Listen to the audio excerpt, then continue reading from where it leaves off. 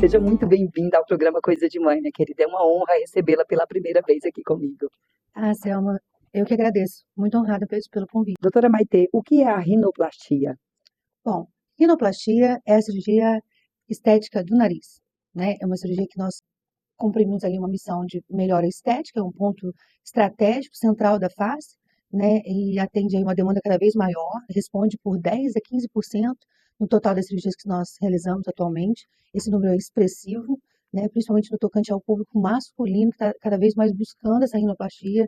E a gente tem conhecimento, a gente tem estrada, nós brasileiros, cirurgiões de nariz, e para ter resultado aí cada vez mais bacana, e essa cirurgia traz muito benefício, não só estéticos, como funcionais também. Muito bom. Interessante você ressaltar essa questão do grupo, né, dos homens se está buscando, porque antes a preocupação maior era das mulheres, né? Nós mulheres tínhamos essa preocupação, principalmente com a estética.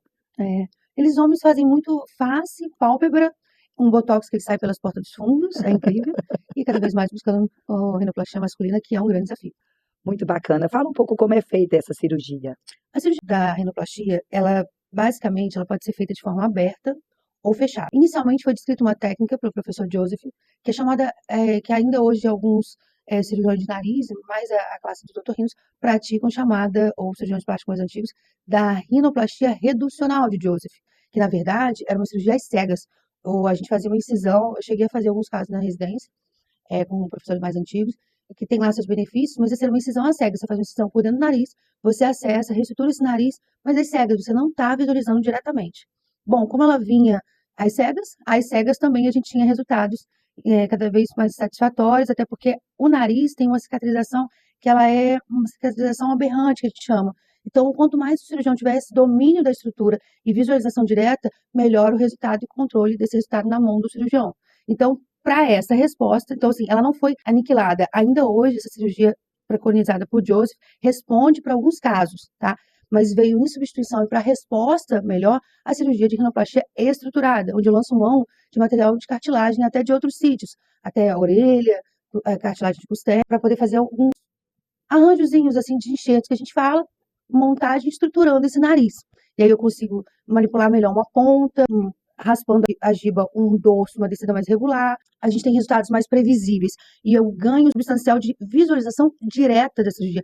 Eu vejo meu auxiliar ver, a gente acaba aumentando um pouquinho a cicatriz, que é diminuta. Então ela fica também, eu abro no fechado, mas eu abro um pouquinho ali perto da columela, que nunca numa linha reta, curva ali, para poder não ter uma marcação dessa cicatriz, que depois tende a desaparecer com o tempo. E em resposta, até a minha formação, eu tenho essa experiência lá na Turquia, surgiu atualmente uma outra escola para responder a não ser muito reducional, destruir tudo sem ver as cegas e ficar aí à mercê de resultados não controlados, e também não encher a pessoa de enxerto, que depois, o que acontece? Fizemos muita estruturação do nariz, a pele tende a afinar com os anos.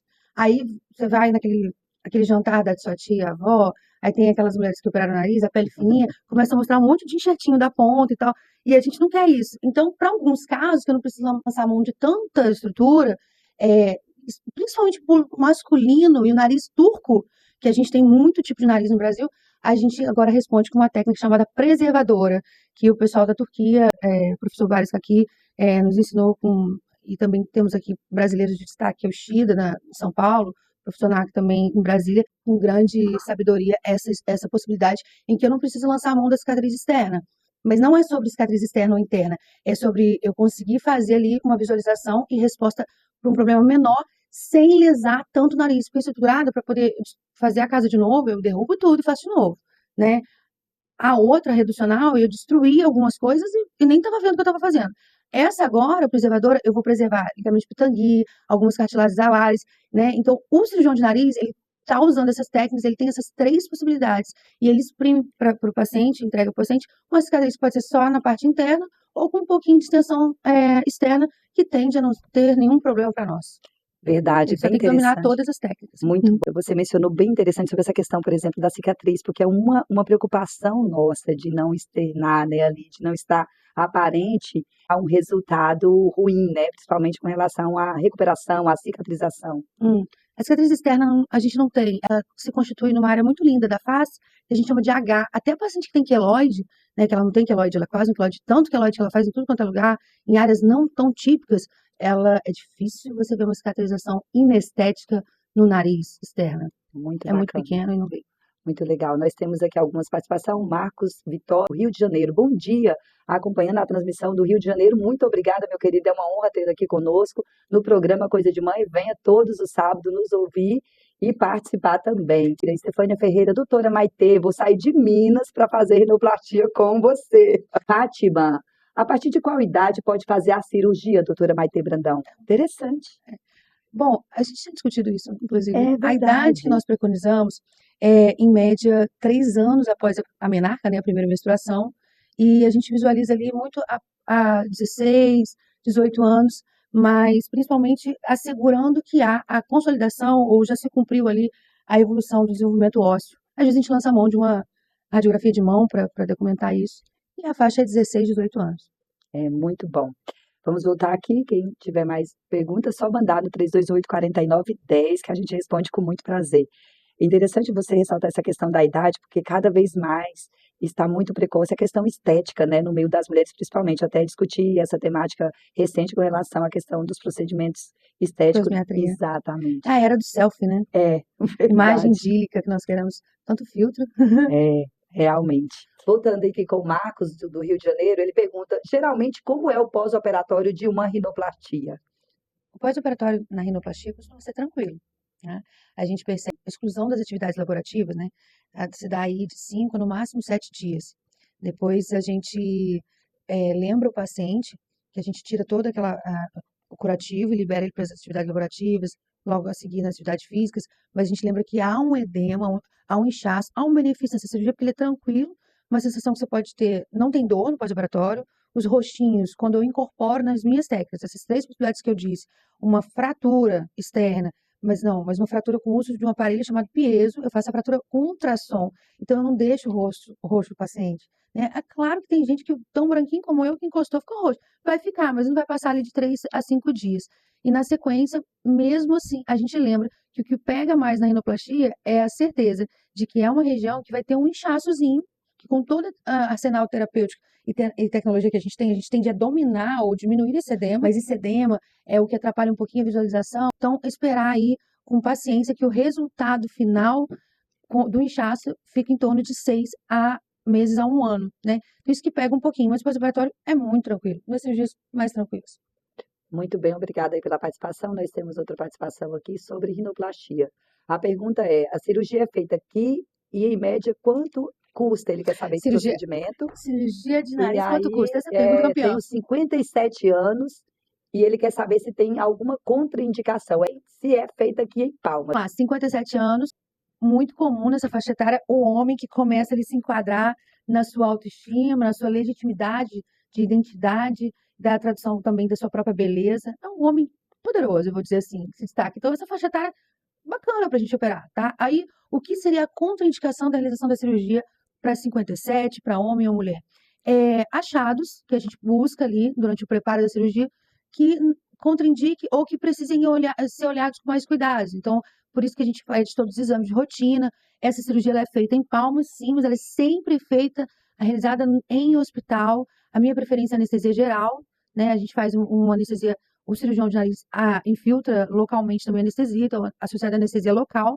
E, em geral, às vezes a cirurgia demora um pouquinho, né? Porque a cirurgia de nariz, ela é uma cirurgia que ela é muito delicada, ela é milimétrica, ela exige uma entrega do cirurgião para a realização desse sonho, né? Uma vez acompanhado de todo um bom planejamento pré-operatório, que às vezes perpassa aí de 4 a 10 horas de cirurgia, tá? Dependendo se for primário, secundário. Isso não agrega problema, desde que bem planejado. Então, contraindicação é um planejamento mal feito, né? Ou ver alguma comorbidade, uma pressão alta que não controla, e a gente vai cuidando da saúde, por isso que a gente faz um bom planejamento pré-operatório. A pergunta campeã é a de custo. Bom, custos relacionados é uma pergunta um pouco delicada, porque a gente tem os órgãos de competência que Verdade. nos falam o que eu acho muito verdadeiro e eu defendo, viu? Eu sou conservadora na questão seguinte: ninguém é igual a ninguém. E na nossa avaliação, né, tem aí a telemedicina, a gente consegue até passar o orçamento depois de uma entrevista, uma consulta telemedicina, que veio para agregar, né, na pandemia para nós, Sim. e hoje ainda permanece como possibilidade de consulta. Eu realizo telemedicina para quem mora fora de Palma. O que nos perguntam é sobre valores financeiros. A gente entende que tudo vai variar de acordo da seguinte questão: se o paciente é uma cirurgia de primeira vez, qual a técnica que eu vou usar, se ele já fez uma cirurgia previamente, se ele só operou o septo na juventude, ou aquilo que a gente chama de esponja, né, que é adenoide, ou ele fez um trauma, caiu do cavalo. Muita gente cai do cavalo aqui em Tocantins, é engraçado, isso é Verdade. notório. Bacana que a gente opera com os resultados bacanas aí.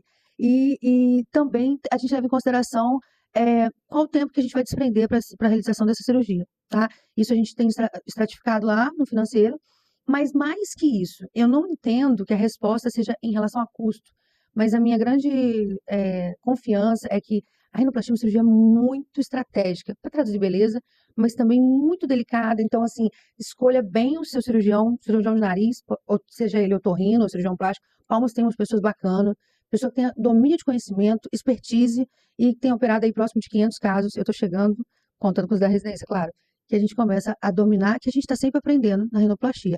Mas o mais importante que eu vou te responder é qual o valor agregado que você pode conquistar com essa cirurgia.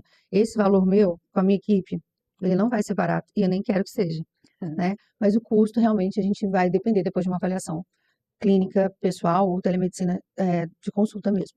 E bem interessante você ressaltar essa questão, por exemplo, do valor agregado, porque às vezes não tem custo que É, pague uma o autoestima meu, e o elevada. meu paciente ele é para sempre. Uma cirurgia de nariz honesta, que nós, como cirurgiões, esperamos, é um acompanhamento de pós. Eu vou dizer para vocês que assim, uma média de 10 anos. Eu ainda É peço retorno verdade. para o paciente. Porque você só vai ver o seu resultado no longo prazo. Estou trabalhando com cartilagem, a orelha é a mesma coisa. Então, está incluído todo o retorno, todo o acesso à minha equipe.